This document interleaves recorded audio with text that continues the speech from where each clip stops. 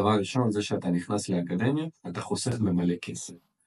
אתה לא עושה טעויות שהיית עושה אם היית לא קונה את הקורס. מה זאת אומרת? זה אומר שאם היית לא נכנס לאקדמיה, היית מתחיל לבד, היית עושה מלא טעויות, בוודאות כולם עושים טעויות, היית עושה טעויות והיית מפסיד כסף, והיית אומר, טוב זה לא עובד, השיטות לא עובדות, המסחר יומי זה סתם.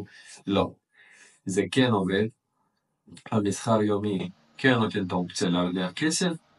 דבר המשמעותי, איך אתה עושה את זה, איך אתה מתחיל נכון.